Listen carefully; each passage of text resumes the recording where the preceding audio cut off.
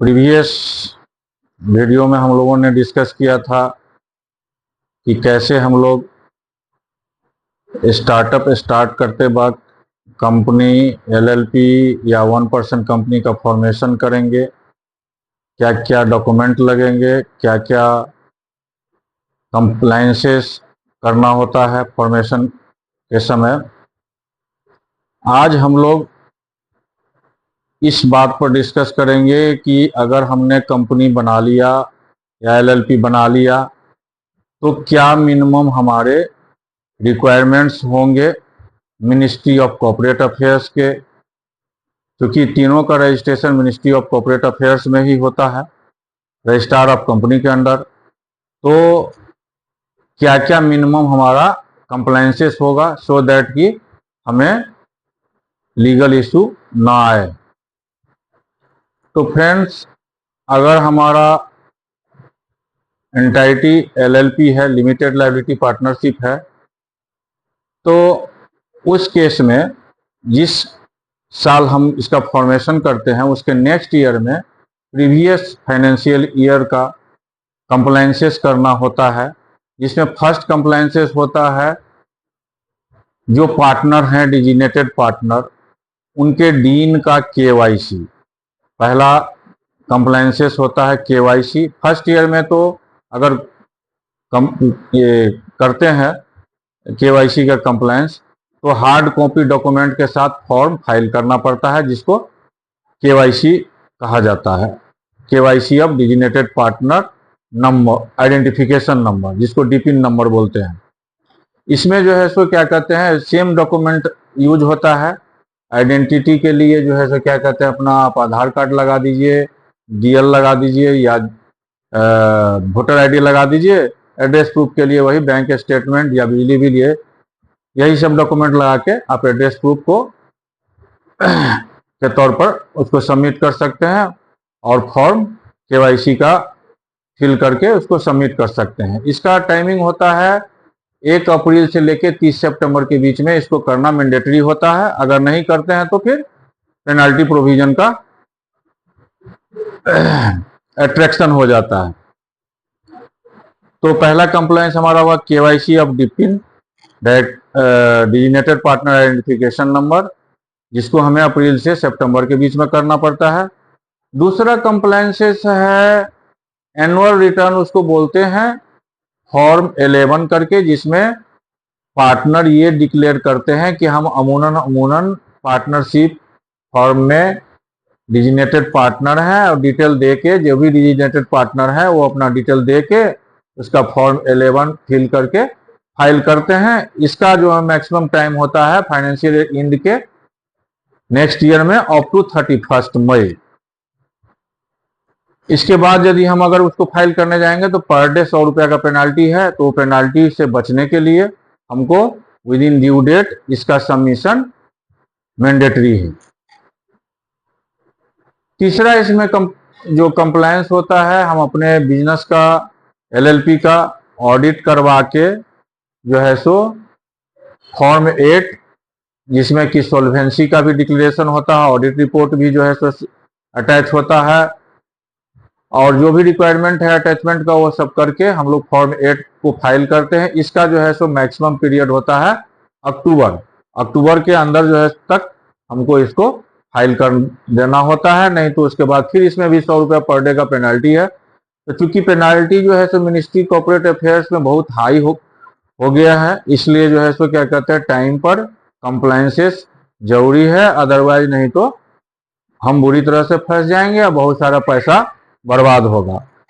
तो एलएलपी के केस में क्या कितना कंप्लायंसेस हुआ, तो 3 कंप्लायंसेस हुआ। पहला केवाईसी डीपिन नंबर का, दूसरा हो गया हमारा क्या कहते हैं फॉर्म 11 पार्टनर का डिटेल के साथ जो जाता है वो, और तीसरा हो गया हमारा फॉर्म 8 ऑडिटेड अकाउंट्स के साथ सबमिशन।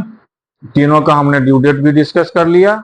अब नेक्स्ट है हमारा प्राइवेट लिमिटेड या 1% कंपनी।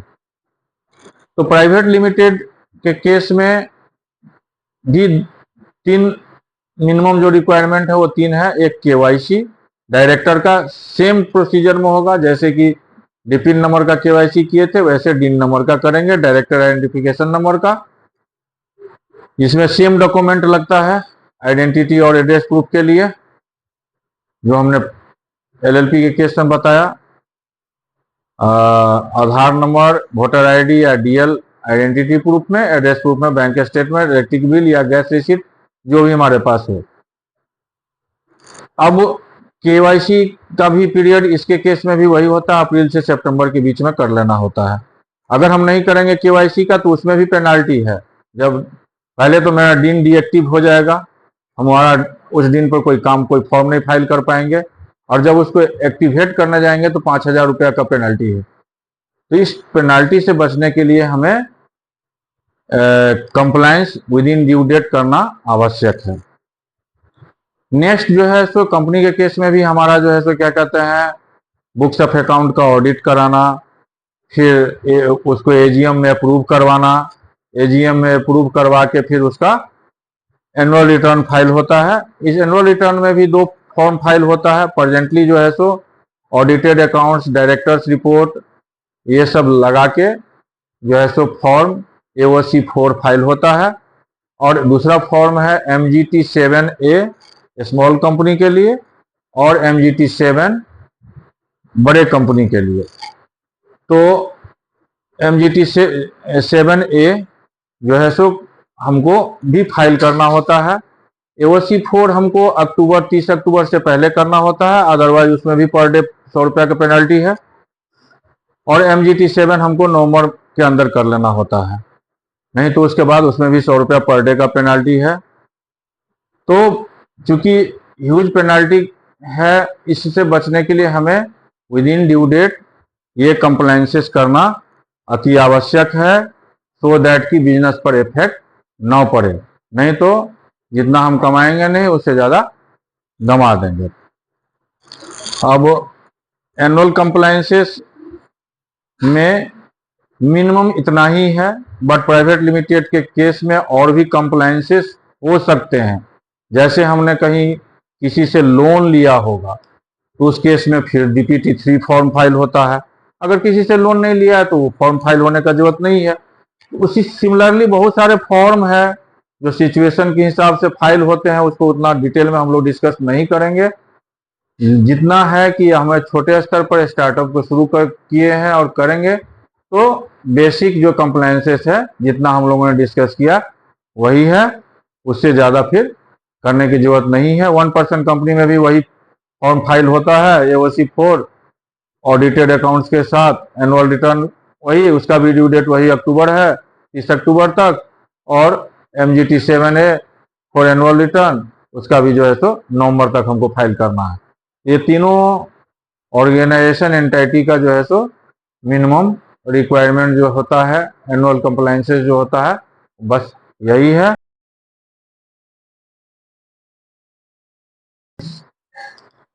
अभी तक हम लोगों ने डिस्कस किया फॉर्मेशन ऑफ LLP, 1% कंपनी और प्राइवेट लिमिटेड कंपनी, उनके कंप्लायंसेस।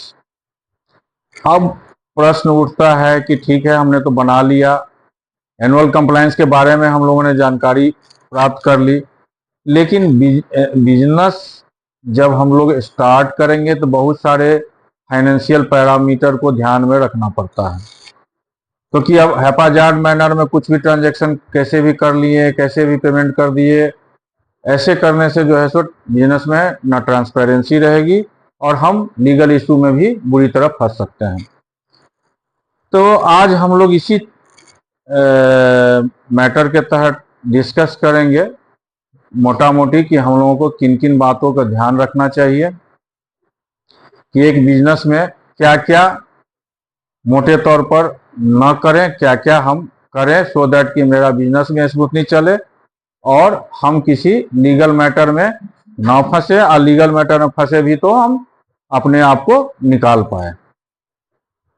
तो मित्र, इस संदर्भ में जब हम लोग स्टैट्यूटरी कंप्लायंसेस जो था मिनिस्ट्री ऑफ कॉर्पोरेट अफेयर्स का, उसके बारे में जब हम लोग जान लिए, इसके बाद एक आती है हमारा जैसे इनकम टैक्स का कंप्लायंसेस, हमारा जीएसटी का कंप्लायंसेस, हमारा बुक्स ऑफ अकाउंट कैसे मेंटेन हो, हम किस तरह से पेमेंट ट्रांजैक्शन को करें कि हमारा डिसअलाउ ना हो कोई भी ट्रांजैक्शन।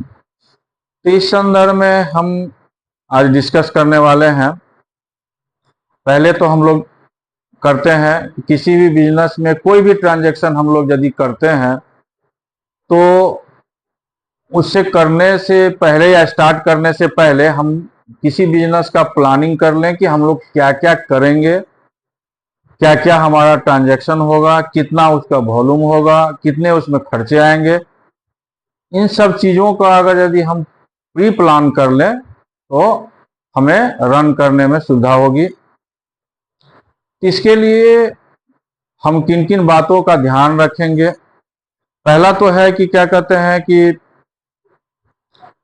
हमारे बिजनेस का वॉल्यूम के हिसाब से जो है सो बिजनेस में प्रॉपर डेलीगेशन ऑफ अथॉरिटी या डेलीगेशन ऑफ पावर या डेलीगेशन ऑफ ड्यूटी, जो भी हम कहें, वो होना आवश्यक है। जैसे मान लिया जाए कोई आदमी सेल्स देख रहा है तो ठीक है, सेल्स ही देखेगा, वो फिर अकाउंट्स देखने लगेगा तो फिर मिसमैच होने की संभावना है, क्योंकि जो सेल्स देखता है उसको जरूरी नहीं है कि फाइनेंशियल विज्ञान हो। इसीलिए फाइनेंशियल पैरामीटर को फाइनेंस के आदमी देखे। फाइनेंशियल पैरामीटर में भी बहुत अलग अलग तरह का विभाग होता है। कैश कोई कैशियर देखता है, बुक्स ऑफ अकाउंट कोई लेखापाल लिखता है, और जो स्टैट्यूटरी कंप्लायंसेस होता है कोई और देखता है। अगर बिजनेस थोड़ा बड़े स्तर पर है तो डेलीगेशन ऑफ ड्यूटी अलग अलग टाइप से हो, सो दैट की इंटरनल चेक हर चीज का अच्छे से हो सके, इंटरनल कंट्रोल का पैरामीटर सेटिस्फेक्शन हो सके। नेक्स्ट है हमारा कि क्या कहते हैं, हम लोग फाइनेंशियल के बारे में बात कर रहे हैं तो फाइनेंशियल के बारे में ही बात करेंगे। जैसे कि हम लोग अपना कोई भी ट्रांजैक्शन करेंगे, सारे का रिकॉर्ड बुक्स ऑफ अकाउंट में होना चाहिए। जो हम किसी चीज का ट्रांजैक्शन का पेमेंट करेंगे तो आज के डेट में गवर्नमेंट भी जो है सो कहती है कि क्या कहते हैं कि ट्रांजैक्शन जो है सो हमारा इलेक्ट्रॉनिक मोड से होता है तो फुली ट्रांसपेरेंट भी होता है। दूसरा है कि क्या कहते हैं कि उसे हम पूरी तरह प्रूफ भी कर सकते हैं। तीसरा है कि जो हम कोई भी चीज परचेज करते हैं या किसी चीज पर खर्च करते हैं तो उसका प्रॉपर बिल होना चाहिए, वाउचर होना चाहिए। जब उसका हम पेमेंट करते हैं तो उसका रिसीट हमको लेना चाहिए, तो हमारा ये डॉक्यूमेंट्री एविडेंस भी क्रिएट हो जाएगा। हम डिजिटल पेमेंट मोड को करेंगे तो हमारा उसका पेमेंट भी प्रूफ हो जाएगा। ऐसे तो इनकम टैक्स एक्ट में भी जो है सो 10,000 से ऊपर कैश भुगतान का प्रतिबंध है कि इससे ऊपर हम कैश का भुगतान नहीं कर सकते हैं, नहीं तो मेरा 100% खर्च डिसअलाउ हो सकता है। तो इसीलिए हमें ज़्यादा से ज़्यादा डिजिटल मोड या इलेक्ट्रॉनिक मोड को प्रमोट कर सकते हैं। इलेक्ट्रॉनिक मोड चाहे वो अकाउंट पे चेक हो से भी आप करते हैं, चाहे आप यूपीआई से करते हैं, चाहे आप आरटीजीएस करते हैं, चाहे आप नेफ्ट करते हैं। छोटे मोटे खर्च हैं तो फोन पे, गूगल पे, बहुत सारे डिजिटल मोड है जिसका यूज करके आप भुगतान कर सकते हैं। और कैश को हम मिनिमम रखें तो हमारे लिए ज़्यादा बेहतर है। कुछ कुछ कैश खर्चे ऐसे भी होते हैं जहां ना डिजिटल मोड है हमारा, ना कुछ है, कैश करना मजबूरी हो जाता है, तो वहां ध्यान रखना है कि एक दिन में किसी एक व्यक्ति को 10,000 से ऊपर का भुगतान न हो, जिससे कि इनकम टैक्स के धारा 40A(3) का वायलेशन न हो। दूसरा है कि क्या कहते हैं, books of account proper way में सारा हो, उसका संधारण जो है, संधारण जो है सो अच्छे से हो। उसका अगर यदि बिजनेस का वॉल्यूम ज़्यादा हो, छोटे स्तर पर भी है तो भी जो है सो क्या कहते हैं, जैसे जिस तरह से हम लोग अपने घर में हर महीने का खर्च चलाने के लिए बजट बनाते हैं। सिमिलरली बिजनेस में भी हम लोग बजट बना के प्लान कर सकते हैं, खर्चा पर नियंत्रण कर सकते हैं और प्लान करके बिजनेस को प्रमोट भी कर सकते हैं। अपने वीकनेस को पहचान सकते हैं कि कैसे हम अपने बिजनेस को प्रमोट करें, कैसे अपने ट्रांजैक्शंस को ट्रांसपेरेंट रखें, अपने बिजनेस को इस तरह से फाइनेंशियली स्ट्रांग रखें कि हम पर कोई उंगली ना उठे, और उठे तो हम अपने आप को प्रूव कर सकें। जीएसटी में भी बहुत सारे कंप्लायंसेस करना होता है हम लोगों को।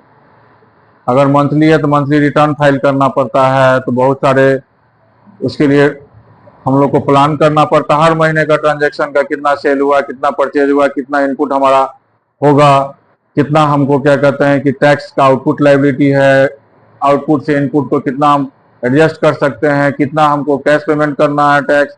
बहुत सारे कंप्लायंसेस आज के समय में है। तो हम अपने फाइनेंशियल टीम को इतना स्ट्रांग इस तरह से मैनेज करें सो दैट अच्छे से उसका संचालन हो, और कोशिश हो कि हमारा कोई चीज मिसमैच ना करे, जिससे कि हमें लीगल नोटिस का सामना ना करना पड़े। अगर करना भी हो तो हम उसका कंप्लायंस कर पाए।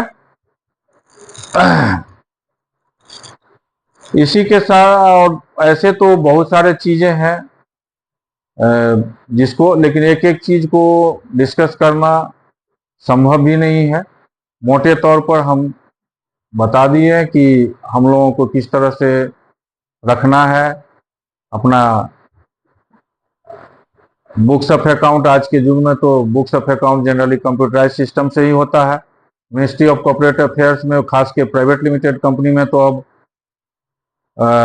एडिट लॉग फैसिलिटी के तहत जो है सो मैंडेटरी हो गया है पिछले ही गत वर्ष से, कि बुक्स ऑफ अकाउंट को आपको ऑडिट ट्रायल और एडिट लॉग फैसिलिटी के तहत मेंटेन करना है, जिसमें कि आप कुछ भी अगर यदि करते हैं, लेटर ऑन कोई भी चेंजेस करेंगे, कोई भी मॉडिफिकेशन करेंगे तो रिकॉर्ड हो जाता है। तो गवर्नमेंट भी चाहती है कि बिजनेस का सिस्टम जितना ट्रांसपेरेंट रहे उतना बेहतर है, सो दैट कि हमारे इंटरनेशनल मार्केट में हमारी साख बढ़े। इसी के साथ हम इस वीडियो को समाप्त करते हैं। धन्यवाद।